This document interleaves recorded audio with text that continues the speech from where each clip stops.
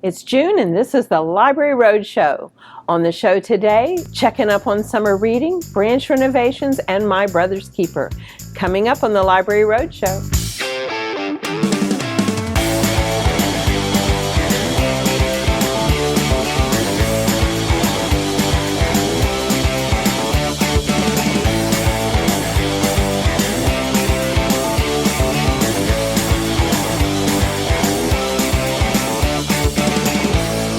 Welcome to the June edition of the Library Roadshow. I'm Mary Stein, and this is a production of your East Baton Rouge Parish Library System. School's out, so in June our attention turns to summer reading programs. It's critical that students continue reading on a regular basis during vacation, so we're not above bribing kids to read. The library offers distinct programs for children, teens, and adults, and the rules are simple. Read! And parents, our librarians can even help you find just the right book that interests your reluctant reader. Best of all, there are no tests, and readers can earn prizes and incentives all summer long. To complement the reading program, the library is hosting wonderful performers at each and every branch. The website not only includes the newsletter, but also individual calendars of activities for children for each branch.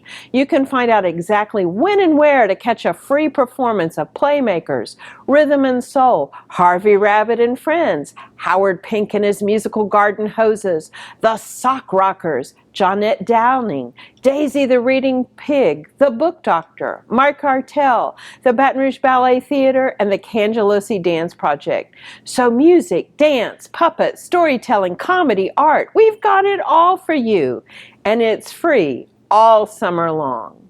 Free access to books, audio, and library resources are just a few of the benefits available to you when you get a library card. Need free access to a computer? You get that. Want free access to premium digital resources like Mango Languages and lynda.com? You get that. Need to book a meeting space? You get that. Heck, you can even check out a telescope or use a digital printer with your library card. If you live in East Baton Rouge Parish, pick up your free library card from your local branch library today. Premium access to everything the library system has to offer is waiting for you.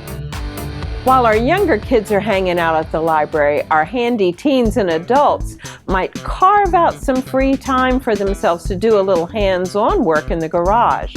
And the digital library can help get your motors running. Adam St. Pierre joins us now to explain in the digital download. Small Engine Repair Reference Center has tons of full-text repair manuals and diagrams to help you fix your equipment on your own dime. So now you can avoid searching online and only getting partial manuals. With Small Engine Repair Reference Center, you can fix your John Deere riding lawnmower, check the maintenance schedule on your Skag walk-behind mower, work on your Mercury outboard motor, tinker with your 1970s Kawasaki motorcycle, and even fix your generator. To check out Small Engine Repair Reference Center, head over to the digital library page at ebrpl.com. Thanks, Adam. This is a great complement to the Chilton's and All Data car repair resource we already offer. Whether you're a teen earning some extra cash with a summer mowing service or a boomer whose engine needs a little tweaking, this is the database for you. There are schematics and even videos to help make sense of it all. Let's shift gears now and check in with Kayla Perkins, reporting in from Beyond the Stacks. If you visited your local library branch recently, you'll no doubt have noticed the renovations going on. It's all a part of a system-wide capital improvement plan. I took a trip to the Bluebonnet Regional Branch to learn more. Thanks to the generosity of our taxpayers, your East Baton Rouge Parish Library is making improvements all the time. We're here at the Bluebonnet Regional Branch to talk to Assistant Library Director Patricia Husband about what's new on the horizon for construction. We opened up the noon teen area in January of this year. We have a program room. We have a study room that over 400 patrons have used since we opened it.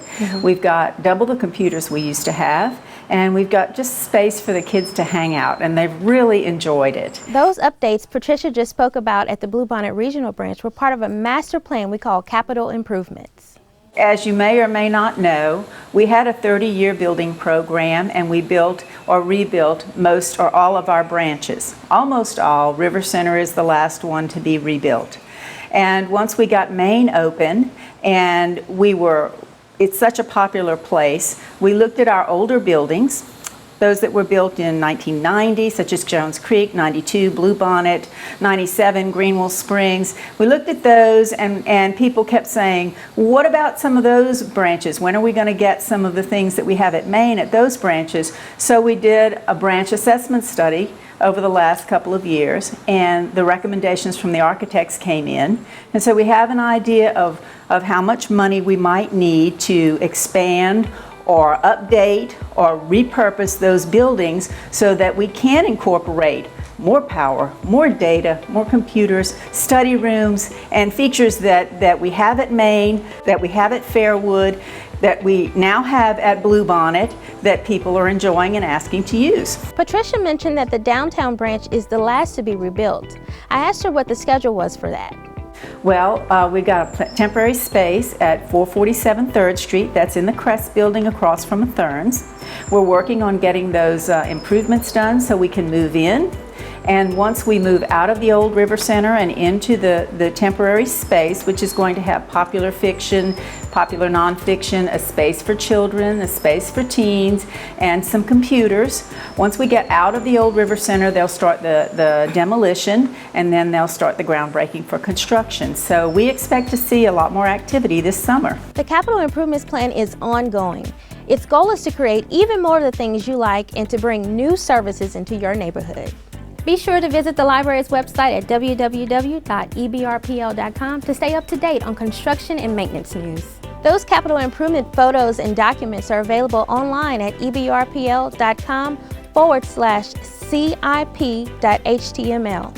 We'll keep track of the updates too in the library newsletter, The Source. Thanks, ladies. There's a lot going on out in the branches, and it's so important that we safeguard your capital investment through ongoing maintenance. Libraries are really a cross between civic centers and retail spaces, and we need to keep them fresh. Stay right there. After the break, Gail Grover joins me for a chat right here on the Library Roadshow.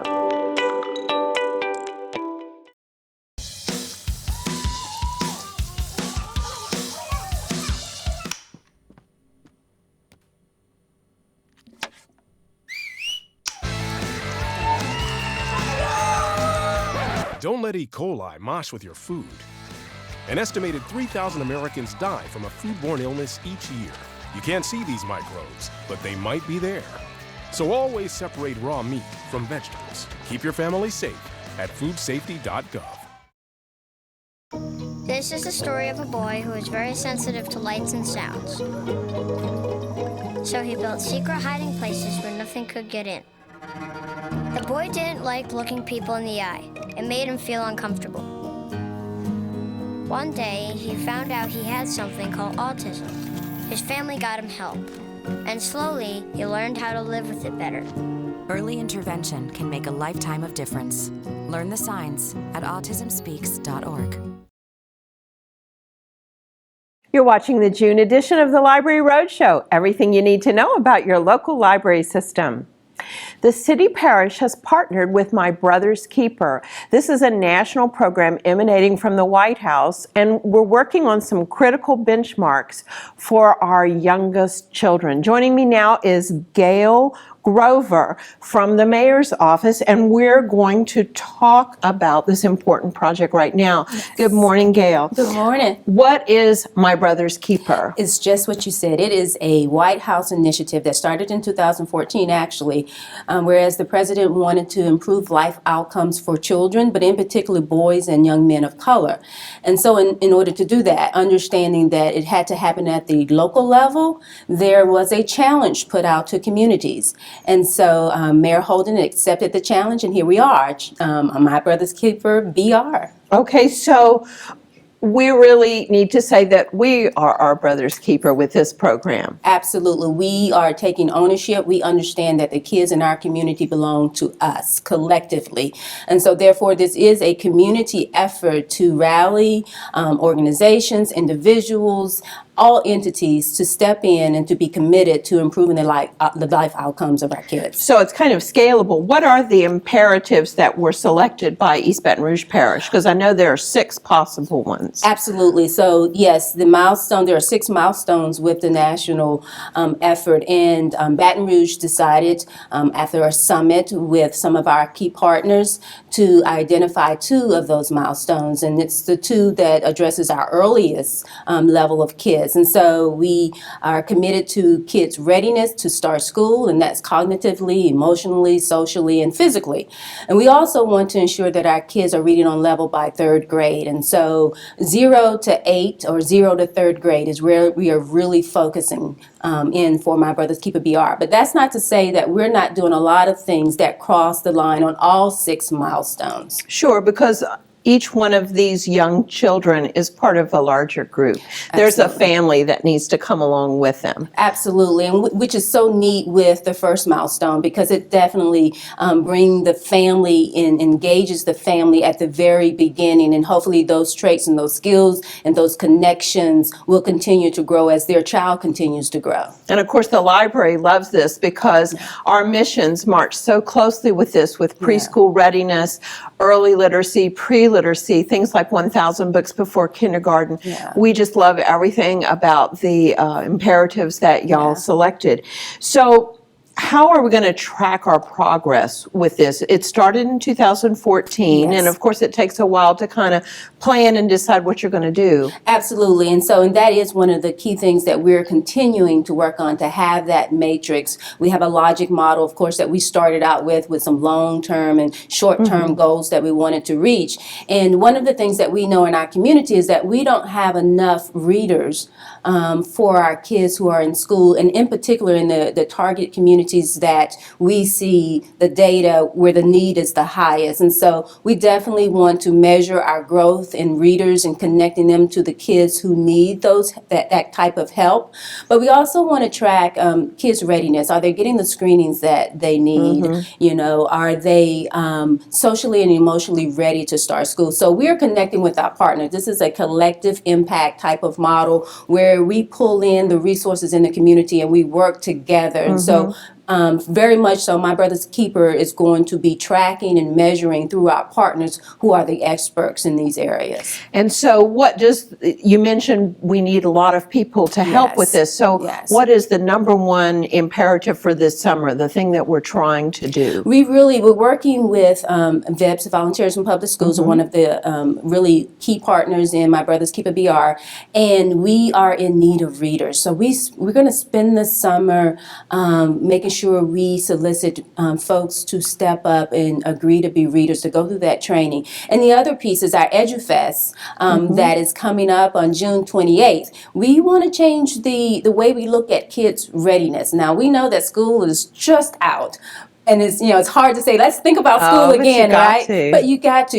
We can never stop having our kids being ready for that educational setting. And so EduFest is designed to be an educational festival that move us past the thought of readiness being uniforms and school supplies to readiness as the whole kid. You know, are your children ready physically? Are they ready emotionally? And so let's spend the summer getting them ready so when schools start, they're seeing clearly, they're hearing clearly, they know the expectations in classrooms. Then our kids are ready, truly ready, when August gets here. Now, that's wonderful. So people need to contact the office to sign up to be volunteer readers? Yes, they can go straight through VIPs, but they can also contact us, email us, mbkbr@brgov.com. So MBK for My Brother's Keeper at brgov.com. MBKBR. MBKBR, okay, that makes sense. brgov.com. That's right. Otherwise, it'll try to go to the White House, won't it? It will. Okay. Well, thanks so much, Gail. So we'll be paying attention very much from what the library can do, kind of marching along. After the break, author John Donlan joins us right here on the Library Roadshow. Right, mi cariño. So like I said, everything I learned about cooking, I learned from Grandma's Empanadas. Shall we go again? Yep. Mix the beef with the onions with the peppers with the paprika with the garlic with the oregano with the cumin. Got it? Got it. Throw in the olives, stir, season, stir again, pour out the flour, roll out the dough, make a circle, drop in a fistful of filling, fold over, press down, and ta-da! Most parenting is hard to do in just 2 minutes. But 2 minutes twice a day making sure they brush is easier, and it could help save them from a lifetime of tooth pain.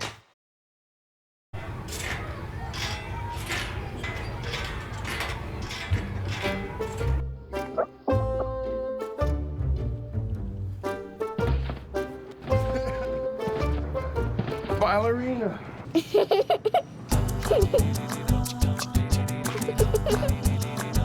Sometimes all it takes to be a dad is remembering how to be a kid again. Take time to be a dad today.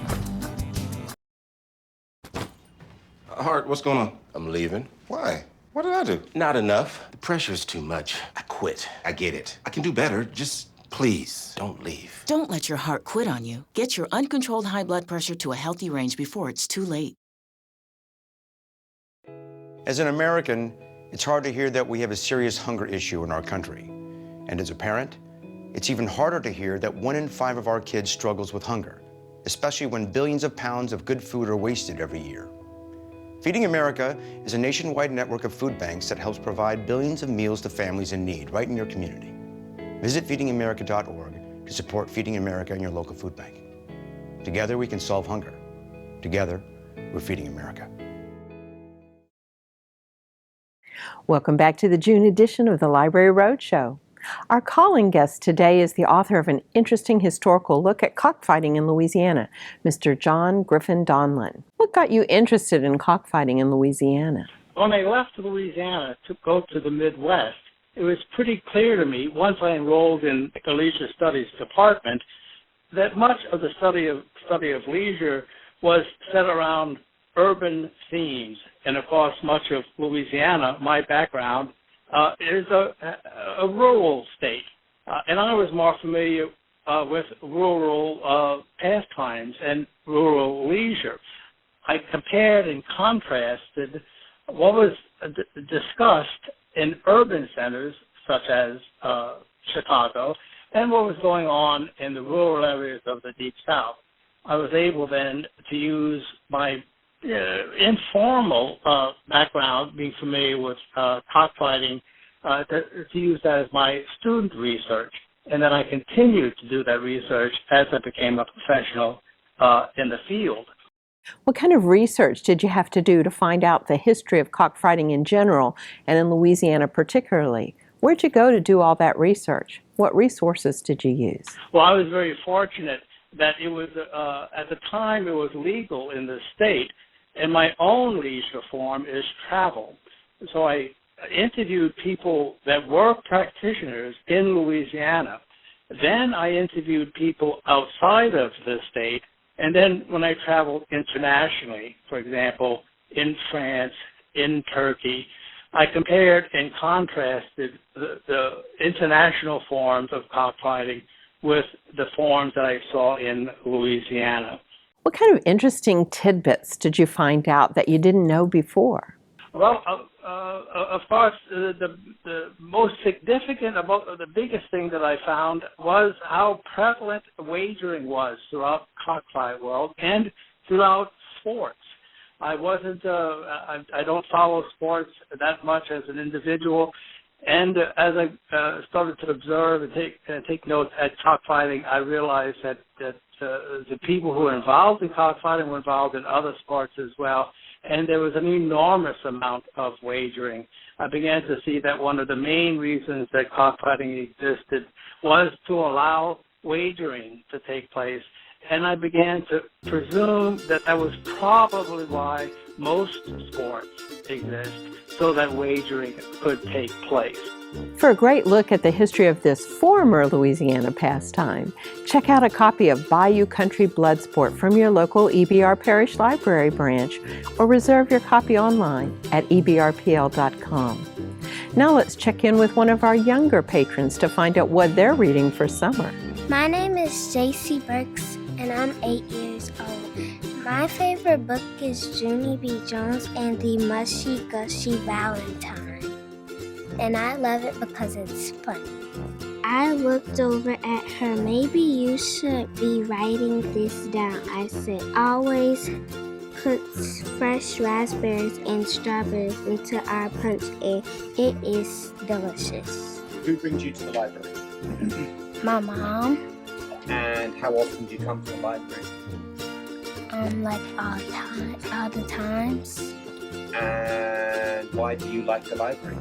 because it gives you education.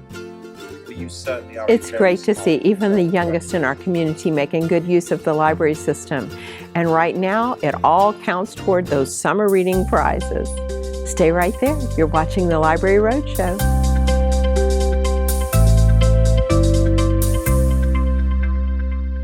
How can I help my daughter with her reading? Searching for help with Dachshund Reading. No. Let me try.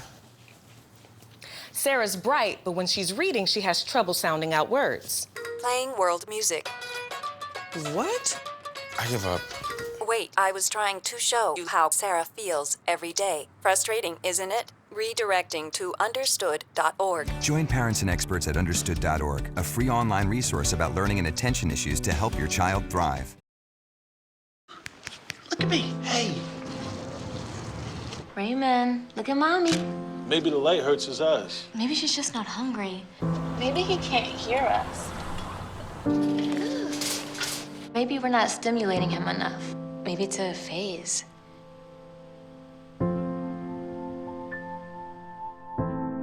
Avoiding eye contact is one early sign of autism. Learn the others today. The sooner it's diagnosed, the better. I guess sometimes things just happen. Devastating things. Your whole world changes in an instant. That's what happened to me the day my mother had a stroke. I'm Paul George, and I want you to spot a stroke fast. F, face drooping. A, arm weakness. S, speech difficulty. T, time to call 911. Protect the ones you love. Spot a stroke fast. My name is Melissa Easton, and I'm head of the Special Collections Department of the East Baton Rouge Parish Library, located on the second floor of the main library at Goodwood, where Baton Rouge history comes alive. Archives are collections of many different types of materials. Here in the Baton Rouge room, we have items made out of paper, metal, glass, textiles, and even mud. Just one small scrapbook can be made out of dozens of types of materials. While each kind of material has its own unique care and handling needs, the control of temperature and relative humidity is critical in the preservation of all types of library and archival materials. Fluctuations in temperature and humidity have the potential to cause damage over time, so here in Special Collections we must constantly measure these levels to ensure the long-term survival of our items. This device is a hygrometer that we use in our archive storage area to monitor the temperature and humidity levels. The recommended range for relative humidity is between 30 and 50%, and the temperature should always stay below 70 degrees. In Louisiana, it is difficult to maintain low temperature and humidity, but don't worry too much about your home archives. If your materials are stored and air-conditioned in a heated home, they are more than likely safe. The Society of American Archivists has declared May Preservation Month. Visit the Baton Rouge Room Info Guide on the library's website, or call or visit the Special Collections Department on the second floor of the main library at Goodwood to find out more about the care and handling of archival materials and the programs we offer to help you make your memories last. See this and many other artifacts of historical significance at the Baton Rouge Room Archive, located inside the Special Collections Department in the main library at Goodwood, where Baton Rouge history comes alive. You're watching the June edition of the Library Roadshow, a production of your East Baton Rouge Parish Library System. And June is a great time to talk about how we safeguard these treasures, since humidity is almost always the first topic for discussion. But who knew that there was so much interesting stuff about the history of Baton Rouge all under one roof? Come on down and check it out. It's all available at the main library on Goodwood, and it's all free with your library card. Can you believe it's already June? We're just at the onset of summer reading, and our adventures are ready to begin. Our first book, Through the Looking Glass and What Alice Found There, is a novel by Lewis Carroll, and it is, of course, the sequel to Alice's Adventures in Wonderland. Set some 6 months later than Wonderland, Alice again enters a fantastical world, this time by climbing through a mirror into the world that she can see way beyond it. Whereas that first book has the prevailing theme of a card game, this book is based on a game of chess. This book has been adapted into film and is being produced by the master of all things eccentric, Tim Burton. The movie stars Johnny Depp, Anne Hathaway, Helena Bonham Carter, and many more. And of course, there's Roald Dahl. He's a prolific author. His books are beloved classics for children, and many have hit the big screen, including Charlie and the Chocolate Factory, Matilda, James and the Giant Peach, and The Witches, just to name a few. The latest to hit the screen is the BFG, or the Big Friendly Giant. In the book, a young orphan girl named Sophie is living in an orphanage run by the cantankerous and abusive Mrs. Clonkers. One night, Sophie encounters a giant who identifies himself as the Big Friendly Giant. He then explains the very typology of giants, and he kidnaps Sophie, and the two set off on a strange adventure to stop the eating of humans. Finally, we have the conclusion to Veronica Roth's best-selling Divergent trilogy, Allegiant. The Divergent series discusses how a future ruined Chicago becomes a society that defines its citizens by strict conformity to their social and personality-related affiliations within 5 different factions. These factions removes the threat of anyone that exercises their independent will and the re-threatening of that population's safety through war or another human-created catastrophe. The final in the trilogy, this book is written from the perspective of both Beatrice, commonly known as Triss, and Tobias, that would be 4, following the revelations of the previous novel. They are taking the forbidden journey past the city's boundaries to discover what lies beyond. Of course, in the film adaptation, Shailene Woodley and Theo James return as Triss and 4. And there you have it, 3 great works that can be found at a library near you, all hitting the big screen this summer. And that's how the page turns. Thanks, Tamika. And now for today's contest, visit the library's Facebook page at facebook.com/EBRPL and tell us how you cool off with a good book. You might win something equally refreshing. That's facebook.com/EBRPL. And while you're there, enjoy. We are not your grandfather's library anymore. What's coming up on the Library Roadshow next month? Well, I'll be stocking up for 14 summer reading parties. Tune in next month. I'll drop in on some summer fun at a library near you. Coming next month, I'll share another digital resource with you. And I'll be boogie-woogie-wooging on the bookmobile to a summer camp near you. Thanks so much for joining us on the Library Roadshow. And remember, your East Baton Rouge Parish Library is open 7 days a week at each and every one of 14 conveniently located branches, plus 24/7 on the web. Check us out at ebrpl.com.